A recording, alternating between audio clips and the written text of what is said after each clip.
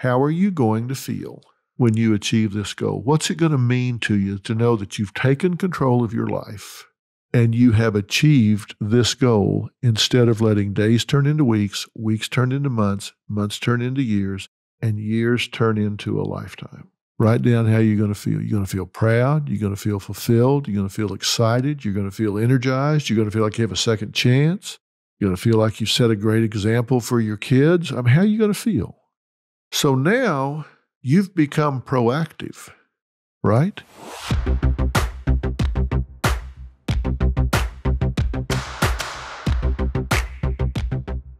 It's Dr. Phil, and we've been talking about how you can improve the way you live your life. I don't care how good your life is. I don't care how well you think it's going.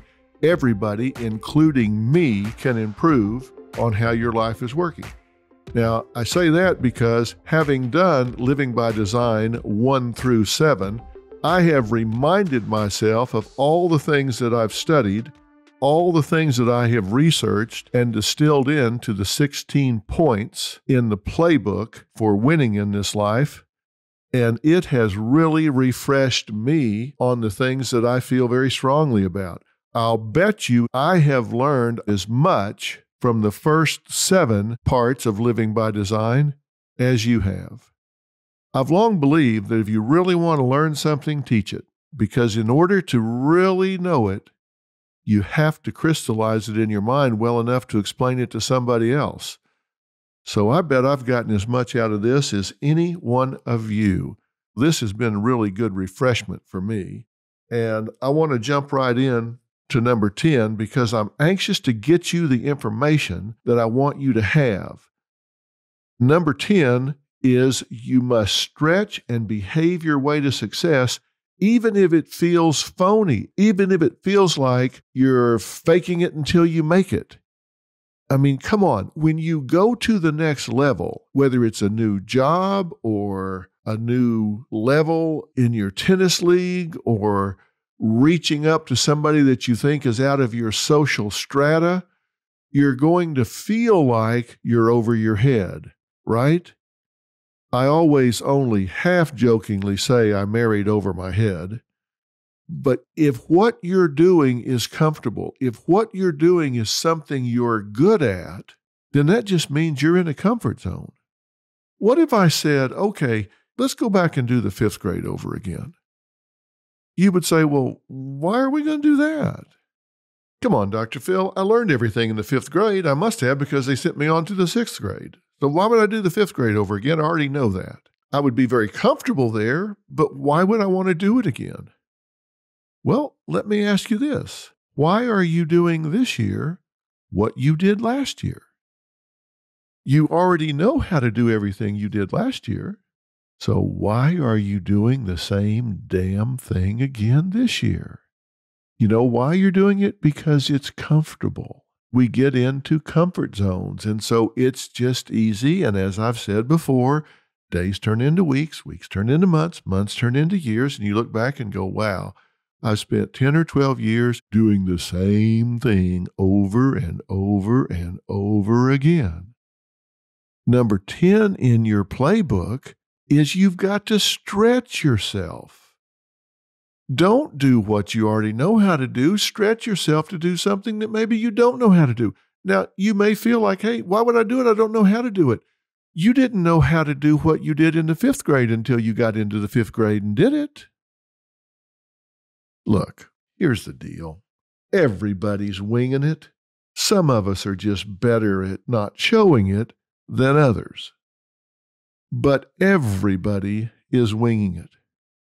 That doesn't mean that you're being a fraud. It just means that you need to stretch yourself to learn something new. And maybe you're doing it day by day. Maybe you're one day ahead of everybody else. Maybe you get appointed to a position as team leader on your job or supervisor on your job, and you go, oh my God, I don't know any more than anybody else does, and all of a sudden I'm put in charge.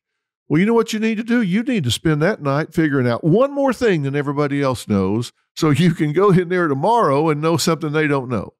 And then that night, maybe you learn 3 more things. So you go in the second day and you know 4 things they don't know, then 5 things, then 6 things. And then pretty soon you start dealing with issues they don't have to deal with. And now you do have unique knowledge they don't have. Now, look, I'm talking about this in terms of parenting, working on a job, relationships, where you have to fake it till you make it. I'm not talking about doing that if you're a brain surgeon. If you're a brain surgeon, I'm not saying just show up down there at the brain surgery ward and say, yeah, I got this, and go in there and whack somebody's head open and start digging around. Of course not. Come on, have some common sense. I'm not saying that. I'm not saying show up down at American Airlines and say, no, I'm good. Put me in this A380 Airbus. Yeah, I'm good. And take off and kill yourself and everybody on board. I'm talking about normal life.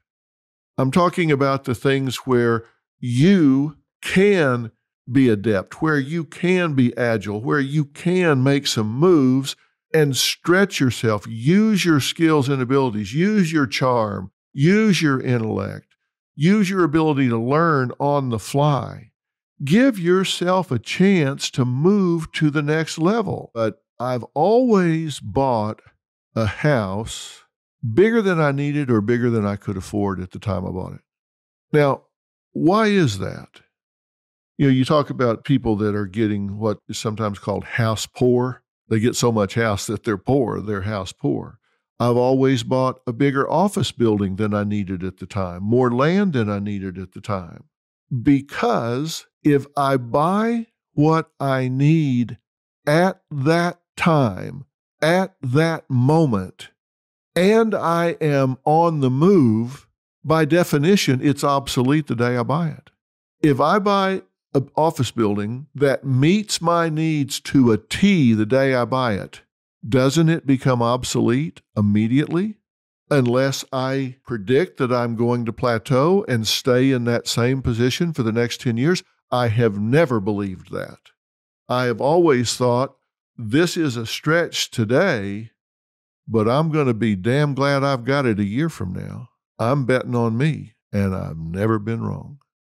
I've bought office buildings that were twice as big as I needed the day I bought them, and a year or two later, I was looking to expand. I've always planned that I was going to stretch to the next level, that I was going to aspire to a bigger degree, to a higher degree, to more success than I was experiencing at the time, because I know 2 things. Number 1, I believe in myself, and number 2, I'm willing to stretch. When I went on to the Paramount lot, I could have taken X number of square feet in the May West building. Instead, I took the entire first floor because I didn't plan to do one television show. 5 years ago, we produced 1,000 episodes of television across 5 different television shows. I had room to accommodate all of that and accommodate all of that staff. I knew that was my goal. I knew that was my plan. It was stated. I wrote it down. I put it on a timeline, and I took the steps necessary to get there. And I have plans going forward. I'm going to need more space, but that's a new challenge. We're all someone else yesterday, and we will be somebody else tomorrow. How about you? Are you willing to stretch? Now, I'm not saying be reckless. I mean, come on. You don't want to go out there and put your family in jeopardy by some pie in the sky. I'm going to buy a yacht. I'm going to get an airplane. I'm going to get some mansion on a hill that if you get so much as a head cold or miss one day, you go bankrupt. That's not what I call taking a reasonable risk. That's what I call living in fantasy land. But if you've set goals like we've talked about, you've written them down, you've put a timeline on there and determined that you can take the steps to meet that reasonable goal, then don't plan to be a year from now where you are now. Because if you do, every plan you make will be obsolete. Now think about that and make the distinction. I'm not saying to be reckless. And there are a lot of different forms of this. You've always heard people say dress for success. Dress like you plan to succeed. Dress, conduct yourself like you are successful. You feel better, you look better, you're reacted to better if you present yourself that way. Don't you feel better when you take a shower and clean yourself up and put on the best clothes that you have and go out there presenting yourself the best way you possibly can? Of course you do. You cannot let fear of failure hold you back. Number 11, you must always keep your options open. You must always keep your options open. That's what makes a risk reasonable instead of reckless, by the way. I'm not telling you to go all in, mortgage your house, sell your cars, cash in your kids' college fund, and invest in a wildcat oil deal somewhere up in the middle of nowhere. That's reckless. That's not what I'm telling you to do. That's like shooting dice. That's gambling. That's not taking a reasonable risk. You must always keep your options open. And let me tell you how that works, because this is an important element of your playbook. Winners are smart enough not to deal in ultimatums, take rigid positions, and not leave themselves a way out. Winners are smart enough not to deal in ultimatums, take rigid positions, and not leave whoever they're dealing with a way out.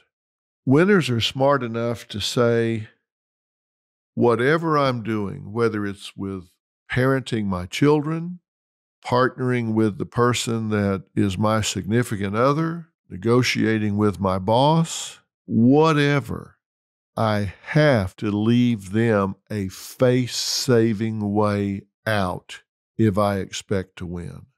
If you're negotiating with your kids, maybe it's a teenager, and the only possible way for you to win is for them to completely fold up their tent and say, they're wrong, they're idiots, you're the wizard that knows everything in the world, so they're going to do exactly what you said, and they're sorry they ever even thought of it. You got a long road ahead of you, because that just ain't going to happen.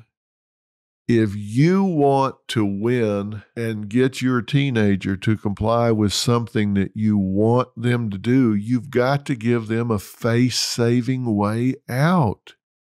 You've got to give them a way where it's easy for them to not do what they wanted to do and to do what you want them to do. That means you've got to figure a way to get this handled without them saying, yes, you're right and I'm wrong. I mean, you're crushing their ego when you do that. You can't deal with ultimatums. If you say to your teenager, all right, you're grounded for life and you're never getting your driver's license back. Well, you know the problem with that? What are you going to do next? You've just grounded them for life. What are you going to do now? Ground them in the afterlife? You have nowhere to go. And you've used the word never. You're never getting your driver's license back. So at 42, they're going to be sitting at home saying, oh, my dad's got my driver's license. I'm never getting it back. Come on. You've got to stop and think. You don't deal in ultimatums. You don't take rigid positions. You have to leave yourself and others a face-saving way out. If you're dealing with people in your life, maybe it's at work, maybe it's in your social life, maybe it's in the PTA at school, maybe it's your in-laws, maybe it's your brothers or sisters. Even if you in your mind are done, I mean, you're done. Like, okay, that tears it. I'm done. Do they need to know that? Stop and think about it. If you want to win, if you want to be successful, do they need to know that, or is that just immature venting on your part?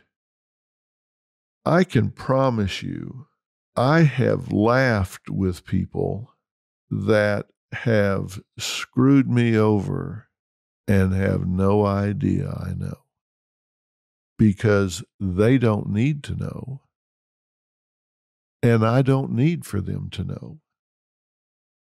I don't telegraph everything I know. I let people know things when they need to know it and when I need for them to know it. More often than not, They don't need to know it, and I don't need for them to know it. So even if I'm done with somebody, I don't have to telegraph that to them, because when I take a rigid ultimatum, final position, and I give it away to the person that is the focus of that, I give up my leverage. Winners never give up their leverage. They never give up their leverage. Never, ever. I can tell you there are hundreds of people in my life that would be shocked to know how I feel about them. They'd be shocked. And you think, well, so Dr. Phil, are you being phony with people? I'm not being phony with people. Remember what I said? Always be in investigative mode and keep your plans what? Close to the vest. Why do I need people to know what I'm thinking or feeling? How does that benefit me? If there's somebody that talks behind my back, the important thing is that I know it. It is not important or even helpful to me if they know I know. In fact, it's better. It is more helpful for me if they don't know I know. That's valuable to me. I've said this is a game, and I've said it's chess, not checkers. And you may think, well, you're talking about playing games. No, I'm talking about playing the game of life. I'm not telling you how it should be. I'm telling you how it is. Now, you may be saying, well, that's just not right. I mean, people should just, A, they shouldn't be talking behind your back, and B, if they do, you should work that out with them. Yeah. Okay. You're talking about how the world should work, and I'm talking about how it does work. You must always master the system and figure a way to make it work for you. Now, this is really important. There are always rules and parameters to how any system works. I don't care if it's a relationship with somebody you're dating. There are rules and guidelines to it. I mean, how much time does she need in advance before she goes out on a date? How early does he need an answer about whether you're going or not? Do you drink? Do you not drink on a date? Do you go out with other people? Do you go out alone? There are always rules to a relationship. In a work situation, there are rules and parameters.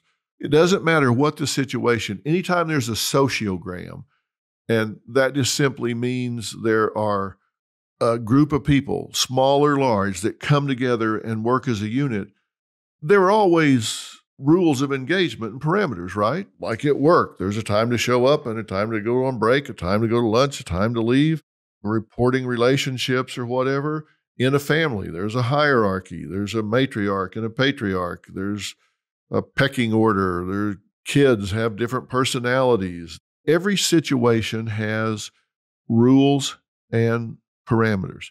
Some are spoken, some are unspoken. And then below what's apparent, there are the hydraulics of how things really work.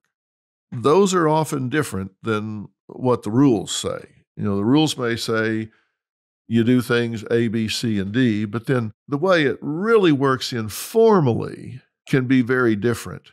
And what I'm telling you is I have studied so many winners, so many champions, so many people that consistently come out on top, and they study and know the system they're in. Figure out the system you're in. Whatever it is, what really makes it work? What really are the guidelines associated with it? That's what you need to know. Now, I talked a little bit about this example once before, but it's one of the best I've ever thought of, and I'm going to give you two here, actually. One is, in my PhD program, you fill out what's called a degree plan. Now, a degree plan is a contract between the student and the graduate school that lists what all the requirements are to get your degree. It might be 90 hours of coursework and maybe 12 hours of practicum, then 12 hours for dissertation, and 6 hours for master's thesis. So it all adds up to where it's like 120 hours. That's a contract. You get with your advisor and you make that out and you sign it and they sign it and you file it with the dean's office. And now you've got a contract. If I do this, then you give me that. Now, when I got to graduate school, I was friends with some of my undergraduate professors, and they had told me how programs evolve across time. So the week I got there, I filled out my degree plan. And out of all the incoming students, I was the only one that filled out and filed a degree plan. Only one. At the end of a year, still, no one had filled out a degree plan.